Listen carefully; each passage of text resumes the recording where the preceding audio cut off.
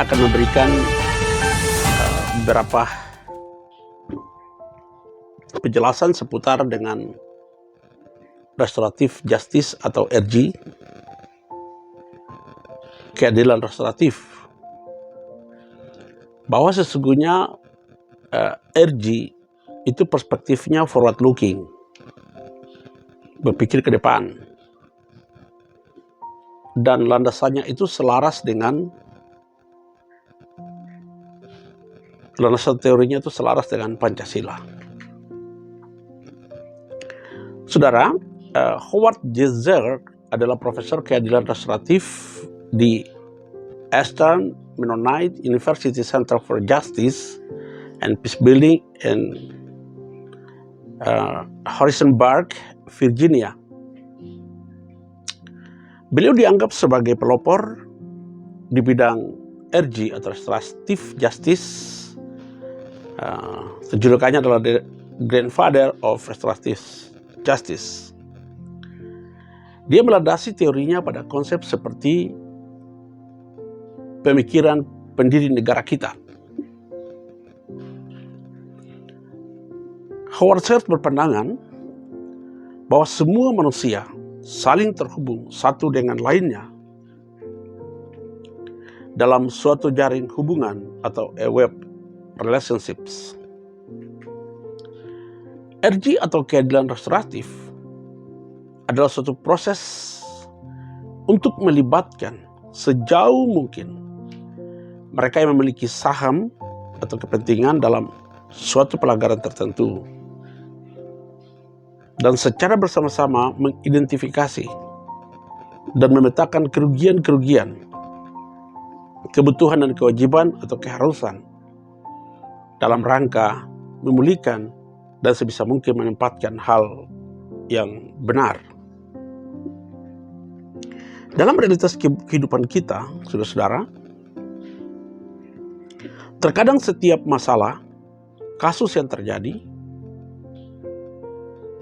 sikap kita itu adalah melaporkan kasus itu kepada polisi, melimpahkan kasus itu kepada polisi, alih-alih dengan alasan agar pihak pelaku mendapatkan efek jera. Lalu kita kurang mempertimbangkan bahwa dampak yang dialami oleh pihak-pihak tertentu, misalnya saja kekerasan terhadap anak,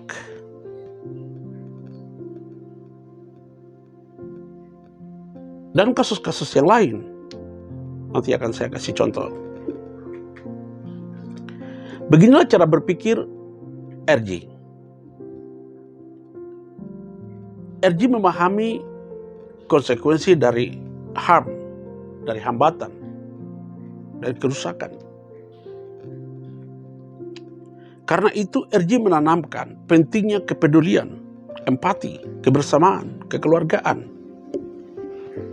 Perlunya sikap saling membantu, gotong royong,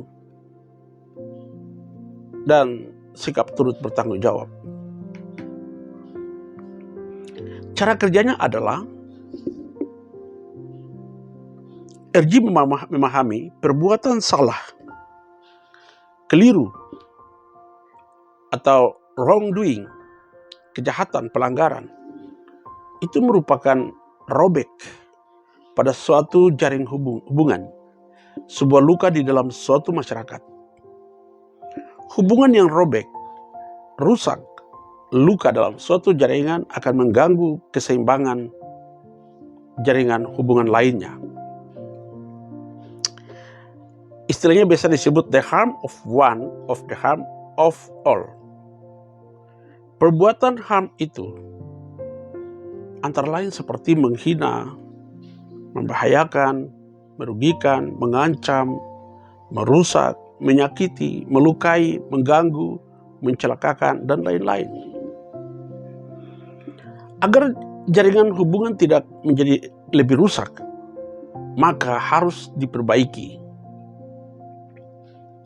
Oleh karena itu perlu melibatkan sebanyak mungkin pemangku kepentingan dan sebisa mungkin menempatkan masalah ini kembali pada situasi yang benar.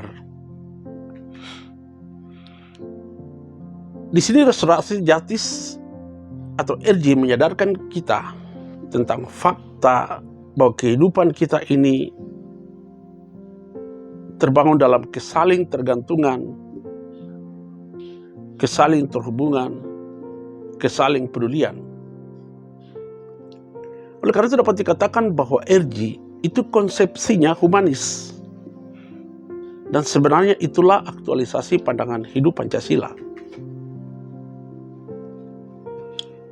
Oleh karena itu RJ biasanya pertama mendorong seluruh pihak terkait untuk memahami konsekuensi dari suatu HAMS. Kedua, membangun semua pihak untuk memiliki sikap empati, sikap peduli, dan sikap turut bertanggung jawab. Yang ketiga, menanamkan perlunya kesaling tergantungan, kesaling bersamaan, atau gotong royong atau sinergis. Dan yang terakhir, mengorientasikan agar pihak terkait berniat, pihak terkait ini biasanya adalah pelaku, dan merealisasikan tindakan sebisanya menempatkan hal yang benar, merajut kembali hubungan yang rusak. Agnes, tulang punggung keluarga, seorang janda memiliki 3 orang anak di bawah umur. Agnes bekerja, dan selama ia bekerja, 3 orang anaknya dititipkan atau dipelihara oleh nenek, dan seluruh biaya hidup mereka ditanggung melalui pekerjaan Agnes. Agnes diduga dianiaya oleh tuannya Chico atau majikannya, sehingga Agnes mengalami buta total dan tidak lagi dapat bekerja, baik pada tuannya maupun bekerja pada tempat yang lain. Agnes tidak mau bermediasi. Agnes tidak mau memberikan maaf kepada tuannya. Agnes meminta supaya tuannya mendapatkan hukuman yang setimpal dan seberat-beratnya sesuai dengan peraturan perundang-undangan yang berlaku. Saudara, dalam kasus ini, kalau bagi kita yang tidak memahami apa itu RJ, kita akan sependapat dengan Agnes karena dia adalah korban. Namun bukan begitu cara bekerjanya RJ atau keadilan restoratif. Karena di dalam RJ itu harus ada pertanyaan bagaimana kehidupan anaknya ke depan dan ibunya, makan minum mereka, sekolah mereka, dan seterusnya. Karena itu RJ mensyaratkan, kemudian muncul pertanyaan, kalau pendekatannya restorasi justice, bagaimana cara memulihkan keadaan ini agar tidak merusak jaringan hubungan yang lain. Jaringan hubungan ini adalah makan, minum, pakai, dan kehidupan anak-anak dan masa depan mereka. Dan si Agnes yang tidak mungkin lagi dapat bekerja karena kebutaan total.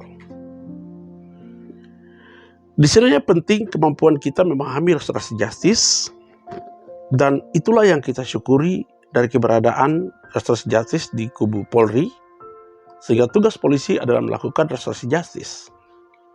Selain polisi, Anda juga dapat melakukannya. Yang harus dilakukan dalam tindakan restorasi justice adalah melibatkan pihak dinas sosial. Yaitu bagaimana peran dinas sosial untuk memastikan keberhasilan kehidupan dari Agnes dan ketiga anaknya. Melibatkan dinas pendidikan.